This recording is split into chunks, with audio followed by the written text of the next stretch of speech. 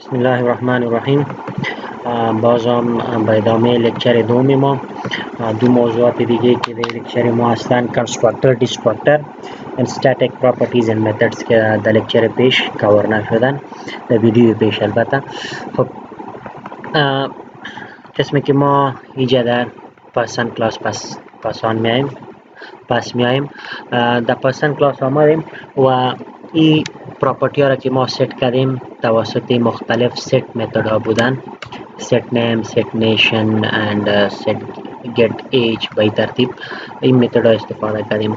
خب ما عموما با کلاس یک متد خاص داریم که در وقت جور شدن آبجکت و در وقت اینیشیالایز کردن یک آبجکت اون متد خود به خود رن میشه، ما او را رن نمی کنیم که شما البته گس کردین با نام constructor یاد میشه. constructor چی است؟ constructor is a special type of method which runs when we are instantiating an object.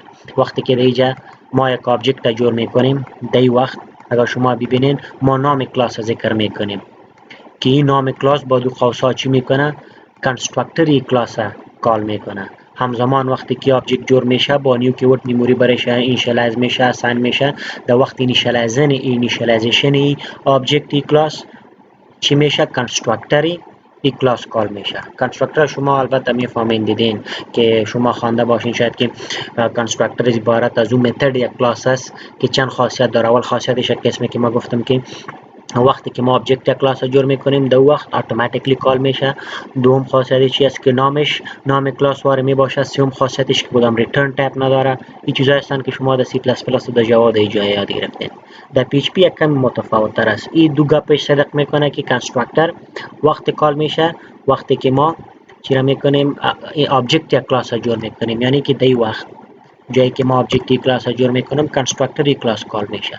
و دو میگه پیشم درست است که ریترن تایپ نمی داشته باشه. منتها ایجاد پی اچ پی این درست نیست که ما نمیتونیم بگیم که نام متد کنستراکتر یا نام کنستراکتر مثل نام کلاس می باشه. اینجا متفاوت است. اینجا در پی اچ پی به خاطر گرفتن یک کنستراکتر ما چی را داریم؟ یک متد خاص داریم که اون کنستراکتر را برای ما جور میکنه. با نام چی است؟ با نام کنستراکت است. این را چطور میکنیم؟ خب چون که یک متد است به شکل یک متد میگیریم، یک پابلیک فانکشن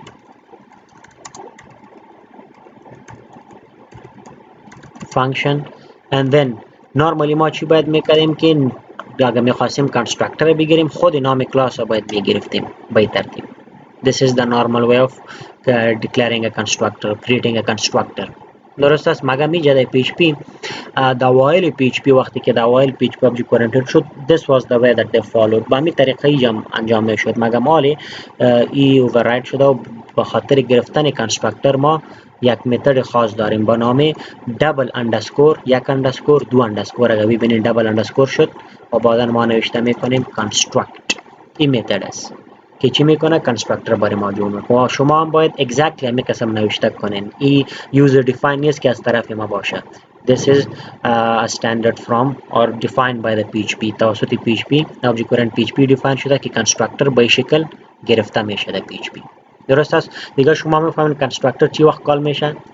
وقتی که ما آبجکت جور میکنیم در مو وقت اگزکتلی کنستراکتر کال میشه. عموما به خاطر اینیشیالایزیشن آبجکت در داخل از کد نوشته میشه. مطلب کارهایی که ما داخل کنستراکتر میکنیم کارهایی میباشن که ما میخوایم که آبجکت اینیشیالایز کنیم. درست است؟ و دیگه کارهایی که ما در وقت آبجکت جور کردن نیاز داریم او کلش در داخل از کنستراکتر ما نوشته میکنیم. خب ما تالی فرضاً آبجکتی که جور میکردم آبجکت کلاس پرسن، فرضاً اینجا ما پس از سر جور میکنم چطور میکردیم که فرضاً person 1 is equal to new and then I would write person با این ترتیب. درست است؟ و تا این وقت هیچ کدام اینیشیالایزیشن انجام نمیشد. ما کدام ولیو به پرسن نمیدادیم. بعد از این فرضاً اگر من نوشته میکردم که person and then let me say I want to echo out its name، نیم میخوایم ببینم. ببینید من را سیو میکنم، گرچه ما کنستراکتر هم گرفتیم، سیو میکنم و این پیج خود لود میکنم.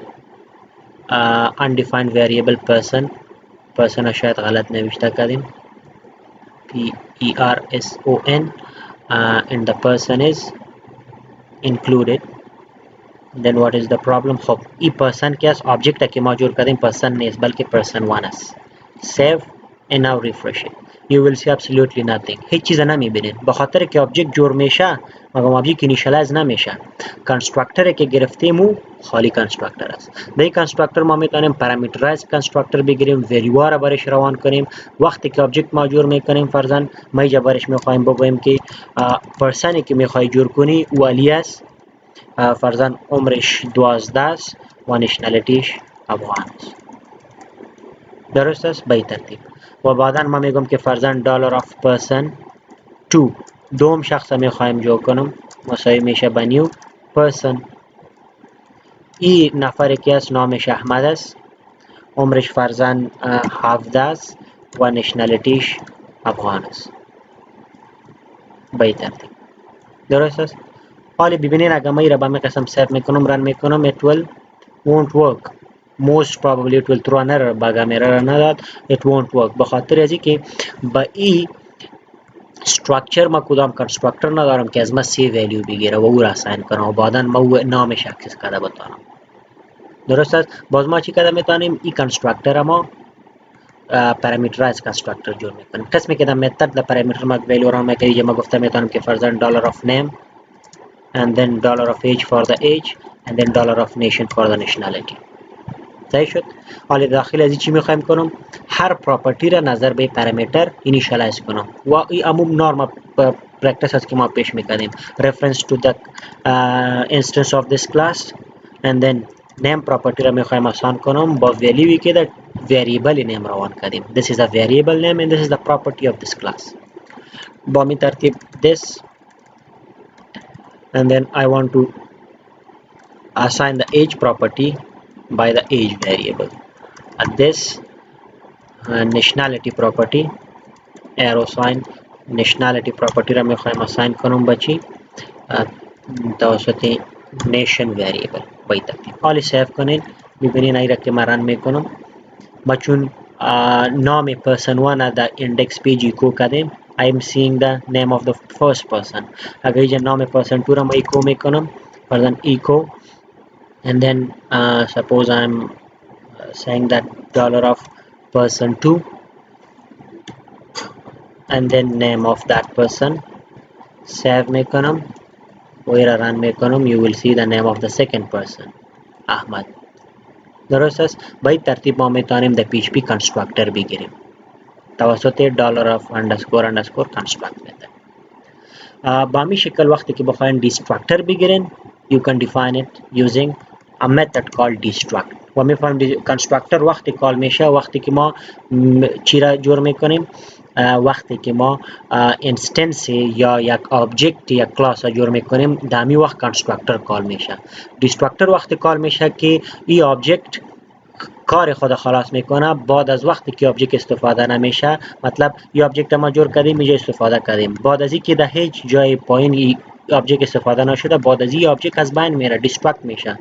درست است که او را ما توسط دیستراکتر کرده میتونیم. اگر بخوایم که یک کد باشه که ما بعد از اینکه آبجکت ترمینیت میشه و کد رن شوه some housekeeping stuff باشه فرضاً اگر دیتابیس اوپن کردیم دیتابیس کانکشن کلوز میکنیم اگر فایل اوپن کردیم فایل کلوز میکنیم اگر کدام مموری را الوکیت کردیم مموری ریلیز میکنیم. این کارهایی که میخوایم بعد از اینکه آبجکت از بین میره انجام شون او را ما در بین دیستراکتر میگیریم و دیستراکتر وقتی کال میشه وقتی که استفاده از او آبجکت در یک پروگرام از بین بره مطلب قابل استفاده نباشه و دیستراکتر اتوماتیکلی رن میشه.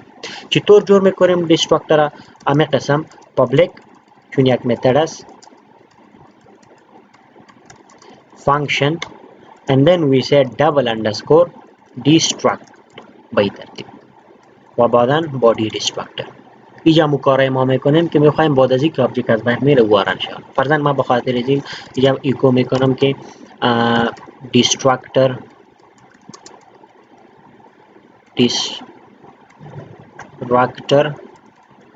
called فقط یک مسیج بفهمم که ببینم که واقعا رن میشه نمیشه. به این ترتیب درست است. و اینجا ما یک مسیج میخوایم بپلوتم که ببینیم که این کنستراکتر چی وقت کال میشه و دیستراکتر چی وقت کال میشه. فرضاً ایکو میکنم constructor called. درست است. اینجا میبینیم the person 1 the index. وقتی که ما person 1 آبجکتش جور میکنیم نیو کیورد استفاده میکنیم کنسترکتور اتوماتیکلی در می لاین کال میشه. بعد از این اگر ببینین شما چی را استفاده کردین شما از person 1 نامش ایکو کردین and then destructor will call به خاطر که بعد از این ما هیچ person 1 استفاده نکردیم دی کد پیش خلاص میشه. بعدا person 2 را که ما استفاده کردیم چی میشه کنسترکتور از این کال میشه. وقتی که ما این نامش اکسس کنیم تا این وقت که دیسترکتور کال نمیشه. بعد از این که هیچ جای person 2 آبجکت استفاده نمیشه دیسترکتور کال میشه. فرضاً ما این را سیو میکنم این را رن میکنم. ببینین به این ترتیب اول کنسترکتور کال میشه کنسترکتور آبجکت اول که همون نامش ما دیسپلی کردیم علی درست است. بعدا کنسترکتور آبجکت دوم کال میشه که نامش ما دیسپلی کردیم احمد. بعدا دیسترکتور آبجکت اول کال میشه باز دیسترکتور آبجکت دوم کال میشه. به این ترتیب مطلب وریبل یک آبجکت که از چی میشه از آبجکت یک کلاس که قابل استفاده دیگه نمی باشه باز دایرکتلی دیسترکتور چی میشه بالش کال میشه. This is how we get the destructor and this is how we get the constructor. اگر ببینین ما یکیش هم کال نکردیم فقط وقتی که آبجکت ما جور میکنیم مجبور هستیم کنسترکتور بگیریم. اگر نه ما کدام explicit کال نه به کنسترکتور دادیم نه به دیسترکتور داریم it calls automatically. درست است. نظر به کارش در شروع آبجکت و در ختم آبجکت هر دویشان automatically کال میشن. حالا من چی میکنم یا را کامنت میکنم and I'll comment this one as well. نمیخوایم مسیج ها را بار بار ببینم. Now if I refresh it I'll get my normal code به این ترتیب. خب اگر بخواین که فورسفولی دیسترکتور را کال کنین فرضاً یک آبجکت را میخواین که از بین ببرین چطوری کار کرده میتونین؟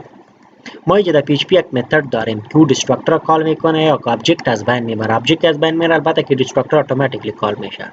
او متد به نام چی است؟ به نام unset است. unset چی را میخوایم unset کنم؟ $of person 1 را میخوایم unset کنم.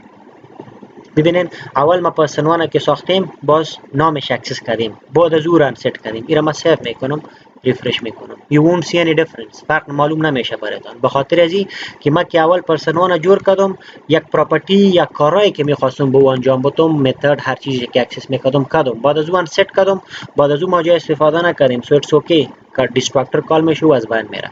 اگر بعد از اینکه ما این unset کردیم و باز میخوایم که آبجکت ببینم یا نامش اکسس کنم به این ترتیب ببینین چی میشه باز you will get an error undefined variable person 1 به خاطر که person 1 آبجکت unset متد چی کرده است از بین برده است از میموری کشیده شده دیسترکتور متد سرش کال شده and that won't work anymore. درست است. unset متد یعنی که چی میکنه دیسترکتور کال میکنه یا یک آبجکت explicitly از بین میبره که ما فورسفولی میخوایم که یک آبجکت از بین مبریم توسط این unset متدی کار کرده میتونیم. So that was all about the constructors and destructors. دیگه مطلب در PHP به این شکل ما گرفته میتونیم. rest you know better که در constructor و destructor بازی چطور استفاده کنیم. موضوع دیگه که ما داریم static properties and static methods هستن. قسمی که شما میفهمین در این کلاس تالی ما که میگرفتیم فرضاً name, age, nationality these were all the instance properties and these were all the instance methods. یعنی یک instance property یا instance method عبارت از او ممبرای کلاس می باشند. جنرال اگر بگیم instance members که هم property و هم method در بر میگیره عبارت از او ممبرای کلاس می باشند که با هر آبجکت از خود کرییت میشن. قسمی که شما جدیدین ما که از همین پرسن کلاس یک آبجکتش جور میکنم پرسن 1 ای از خود نیم پراپرتی داره که علی را گرفته است. اگر از این پرسن کلاس یک آبجکتش جور میکنم با نام پرسن 2 ای از خود نیم پراپرتی داره که احمد گرفته است، از خود ایج داره که 17 گرفته است، از خود نشنالیتی داره که افغان گرفته است. با می ترتیب اگر 3 آبجکت جور میکنم 50 جور میکنم یا 100 آبجکت جور میکنم هر آبجکتی کلاس پرسن که جور میکنم یک کاپی انستنس ممبر با هر یکش از خودش کرییت میشه. مطلب هر آبجکت از خود نام خواهد داشت، از خود پراپرتی نام، از خود پراپرتی ایج، از خود پراپرتی نشنالیتی، از خود constructor destructor و از خود set name and set age و ایگا از خود میتدا because these are the instance members of the class. و دوم گپی که این اینستنس ممبرات تنها و تنها وقت اکسس میشن که ما آبجکتایش جور کنیم و توسط آبجکتش اکسس کنیم. قسمی که ما این نام که اکسس میکنم توسط آبجکتش اکسس میکنم. پرسن 1 مگم ممبرای کلاس می باشن که هر دو خاصیت رد میکنن، یعنی که ممبرای کلاس می باشن که با هر آبجکت اینستنشیت نمیشن، با هر آبجکتی از اون کلاسی که ما جور میکنیم جدا جدا یک کاپیش جور نمیشه، قسمی که از یا یک کاپیش با هر آبجکتش جور میشه. و چی می باشن؟ throughout the class یکی می باشن، کلی آبجکت ها امو یک پراپرتی و امو یک متد شیر میکنن، یکی خاصیت داره. و دوم که ضرور نیست که به خاطر اکسس کردن او پراپرتی ها و متد ما چی را بگیریم؟ آبجکت بگیریم. بدون آبجکت فقط توسط کلاس اینا هم اکسسیبل شده میتونن که یک قسم پراپرتی و یک قسم متد یا یک قسم ممبر کلاس ما static members میگیم. These are all the non-static members. مگر ما میتونیم که static member کلاس بگیریم. قسم گفتم وقتی که static member بگیریم فرضاً چطور اول گرفته میتونیم؟ یک static member پابلیک بوده میتونه، پرایوت بوده میتونه و پروتکت. عموما پابلیک میکنیم به خاطر که بیرون از کلاس ما را اکسس کرده میتونیم throughout the name of the class. فرضاً اگر ما یک static member میگیم پابلیک، static ورد اضافه میکنیم و بعدا یک پراپرتی باشه یا یک متد باشه ما رو جور میکنیم. فرضاً الان میخوایم که یک پراپرتی را جور کنیم. خب چه یک پراپرتی است که throughout all the objects common باشه؟ فرضاً هر کلاس او را شیر کرده بتانه، برای کل هر پرسن او را شیر کرده بتانه، برای کل پرسنا او هم یک باشه، نه که برای قسمی که ما نام پراپرتی داریم، نام پراپرتی نمیتونه که با کل پرسنا سیم باشه. مطلب یک پرسن امکان داره یک نام داشته باشه، دیگه نام، سیوم نام داشته باشه. از خاطر از یک اینستنس یعنی یک نان استاتیک ممبر است که با هر آبجکت پرسن از خود نام جور میشه، مگر یک پراپرتی که کل پرسنا با خود شیر میکنن. فرضاً اگر ما بگیم که دلار آف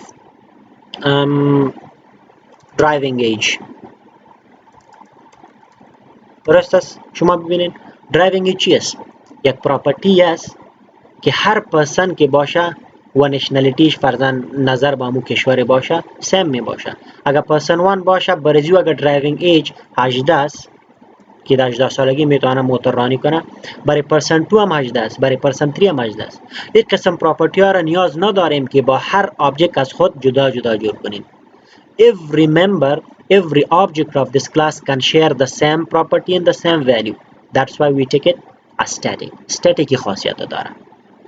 درست است؟ حالا فرضاً ایره یک static چی شد؟ یک static member کلاس شد.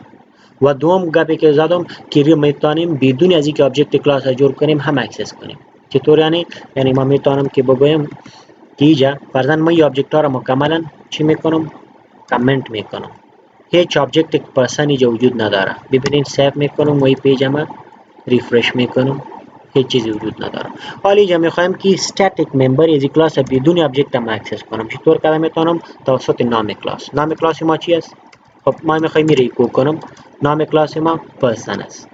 حالا static member که اکسس میکنیم تا دیگه ممبرایی که توسط آبجکت اکسس میکنیم از ایرو کی استفاده میکنیم مگر با static سنتکس فرق میکنه و این نام کلاس است، کدام نام آبجکت نیست.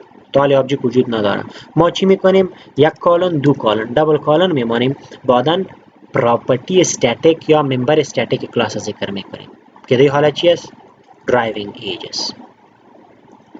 و چون یک استاتیک ممبر است یعنی که یک نورمال پراپرتی نیست، ما باید که دلار ساین هم پرتیم با اینجا. سیو میکنم میرم و ایره ریفرش میکنم. یو سی که ما بدون جور کردن آبجکت یک استاتیک ممبر با این سنتکس در پی اچ پی اکسس کرده میتونیم. نام کلاس و دن دبل کالن ساین با این طریقه ای اکسس شده میتونه. خب این یک استاتیک پراپرتی بود، یک استاتیک وریبل بود در داخل یک کلاس. میتونیم یک استاتیک متد هم بگیریم، یک استاتیک فانکشن هم بگیریم. او را چطور میگیریم؟ با می ترتیب. فرضاً ما میگیرم که پابلیک static function. فرضاً ما میخوایم که این فانکشن چی کنه؟ این ولیو اوورراید کرده بتانه، چنج کرده بتانه. فرضاً ما میگم که set driving age، set d age و برای ما یک new age value میتونم، فرضاً new d age value میتونم driving age و میخوایم که ایجاد داخلی متد این پراپرتی این وریبل استاتیک تغییر بدم. خب اگر شما فکرتان باشه یک اینستنس ممبر که تغییر میدادیم، پراپرتی تغییر میدادیم، ما نوشته میکردیم که $of this and then name of the property، فرضاً age یا driving age یا هر چیزی که بود، و باز مساوی میکردیم با ولیوی که در پرامیتر روان میکردیم $of dh.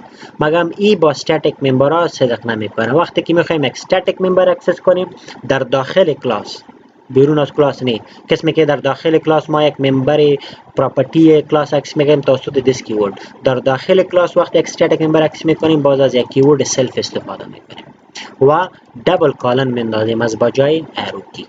This is how we set the property, set the static property inside the class and get the static property inside the class. به این طریقه ما در داخل کلاس یک static variable گیت set کرده میتونیم. خب ولی اگر ما سیو کنم ببینین بیرون از این ما چی کردیم؟ اول ولیوی که اینیشلی وجود داده مو را پرینت کردیم. فرضاً بعدا اینجا ما یک بریک لاین ایکو میکنم و اینجا مالی چی میکنم؟ پرسن قسمی که static variable هم بیرون از کلاس بدون آبجکت اکسس کرده میتونم، static method هم بدون آبجکت اکسس کرده میتونم. نام متد ما چی بود؟ static method ما set dh and then I have to pass a value. فرضاً عمر نوی درایوینگ که است 20 است. درست است؟ بعد از اینکه تغییر دادم میخوایم ببینم همین statement پس ما اینجا پیست میکنم. save and refresh. I have an error, unexpected equal in the person class line number 12. خب این را میبینیم که error در کجاست؟ set age. لاین نمبر 12 اینجا ما چی را داریم؟ خب قسمی که گفتیم this is not a property, this is a variable, so I have to use the dollar sign.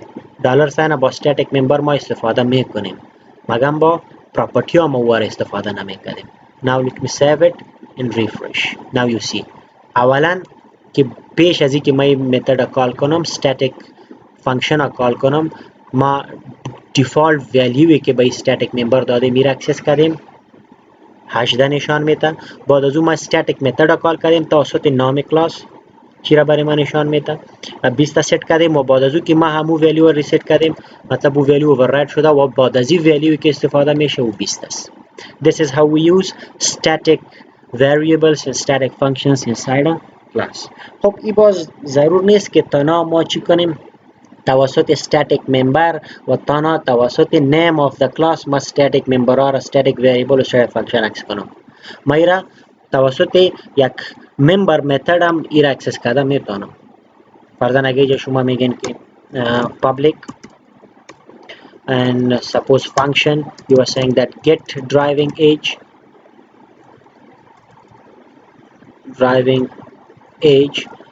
و اینجا شما ریترن میکنین then you can do it. فرضاً ما ریترن میکنم self منتها طریقش همی است که ما باید چی را کنیم $of driving age.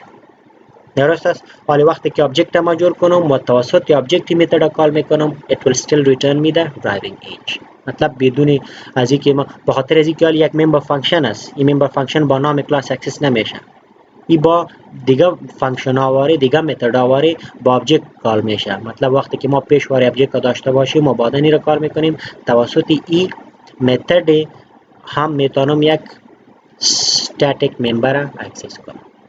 خب that's all for today and the class بعدی انشالله که ادامه میدیم.